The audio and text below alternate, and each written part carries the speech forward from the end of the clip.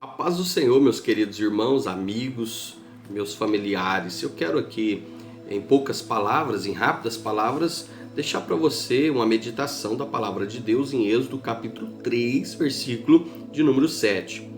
Diz assim: E disse o Senhor: Tenho visto atentamente a aflição do meu povo, que está no Egito, e tenho ouvido o seu clamor por causa dos seus exatores, porque conheci as suas dores. Pois bem, nós estamos diante de uma palavra onde o Moisés, o legislador, aquele que tirou o povo do Egito, quando no começo ele recebera de Deus as palavras. A Bíblia diz aí no versículo 6 que ele não ousou olhar para Deus, ele temeu, ele colocou um lenço, um véu, ele cobriu o seu rosto, temendo olhar para Deus. Então, naquele momento, nós vemos a palavra de Deus. É a palavra que chegou até Moisés. A palavra chegou até Moisés mostrando pelo menos três coisas. A primeira é dizendo que Deus viu, que Deus ouviu e que Deus conheceu. Conheceu o quê?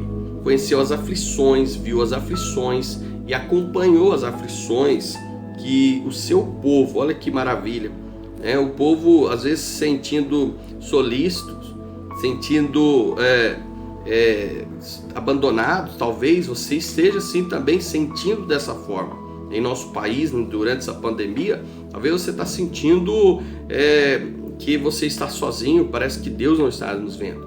Mas aqui no versículo 7 diz que Deus viu, Deus acompanhou atentamente a aflição do seu povo no Egito. E esse povo aqui, ele estava sofrendo, ele estava sob um grande jugo, o jugo da servidão, da escravidão. O que é o jugo da servidão? O jugo da servidão é quando a pessoa não tem direitos trabalhistas, quando não tem direitos jurídicos, quando não tem como recorrer, porque havia uma opressão. Esses exatores que está aqui na palavra são os opressores, os capatazes. Aqui no versículo de número 13 do capítulo 1 diz que eles faziam os filhos de Israel sofrer com dureza, fazia eles servir com dureza, debaixo de um jugo. E o versículo 14 diz que eles serviam com dureza. Então, meus queridos ouvintes, amigos e irmãos, diz aqui no texto sagrado que eles clamavam. O povo de Israel não estava no templo, não tinham como ir para a igreja. Como na pandemia, muitas vezes você não pode estar na casa de Deus. Talvez você não está aí não tem tempo, não tem como sair para ir na catedral, Nem eles tinham essa condição. Mal tinham casas, moravam certamente em tendas, perto de um varjão do rio Nilo.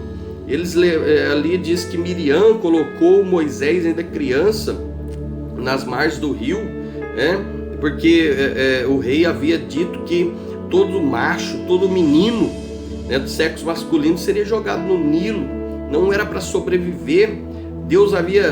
O rei havia dado ordem às parteiras para eliminar todos os meninos, mas as parteiras Sifrá e Puá disseram o seguinte: olha, os meninos das hebreias são fortes, elas são fortes, porque quando a gente chega em suas residências, nas suas habitações ali, as crianças já nasceram, e a Bíblia diz que multiplicaram muitos filhos dos hebreus e viram um grande povo, mais de 2 milhões de pessoas. Quando saíram do Egito, 603.550 homens que saíram para a guerra, fora mulheres e crianças. Então era um povo muito grande, porém eles serviam, eles estavam como escravos no Egito. Qual era o trabalho deles lá? Eles serviam cortando lenha no campo, eles levavam produtos agrícolas, pecuários, eles serviam como animais, carregavam palha, ferramentas, e também trabalhavam na cidade, de forma urbana.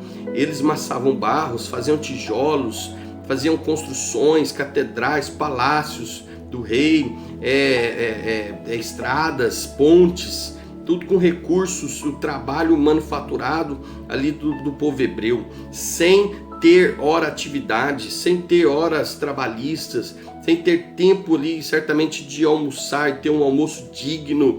Eles comiam peixes, comiam pepinos, melões, ervas, os fenos, os alhos silvestres, as cebolas. e os pepinos, né? Então, está registrado em Números capítulo 11, versículo 5. Então esse povo, eles estavam ali sofrendo esta opressão, e Deus estava vendo as aflições do seu povo. Eu quero que esta palavra toque no teu coração, porque ainda que você não tenha ali leis trabalhistas que te dê uma carga horária, te dê hora atividade para que você receba sobre isso, que te dê um bom alimento, um alimento saudável, nutritivo, que você que não receba aí leis jurídicas para aposentadoria, recursos do INSS para pagar previdência, porque o povo não tinha como garantir a sua aposentadoria. Eles trabalhavam até a idade em que eles conseguiam produzir, ou quando ficavam ali inválidos. Na invalidez eles não podiam mais produzir, então eles eram abandonados. Muitos morriam, não chegavam à velhice. Mas eu quero dizer para você, Deus está nos vendo, Deus está olhando para nós. O Egito se tornou uma grande nação, ficou próspero, virou um grande império mundial, mas chegou o tempo de sair do Egito, aleluia! Então vai chegar o tempo de nós sairmos dessa crise, vai chegar o tempo de você sair dessa pandemia, desse obstáculo, e o Senhor Jesus vai nos alimentar, Jesus vai continuar ouvindo as nossas orações. Então continue clamando, continue buscando o Senhor. Por 430 anos eles ficaram no Egito. Não importa o tempo da pandemia, não importa o tempo das adversidades, das patologias, enfermidades que venha acarretar problemas no seu lar, na sua família, a falta do salário, a falta de emprego, não importa. Importa que Deus está vendo. Deus vela para cumprir a sua palavra. Chegará o dia em que nós vamos sair desta crise e vamos rumo a Canaã celestial. Amém. Um grande abraço.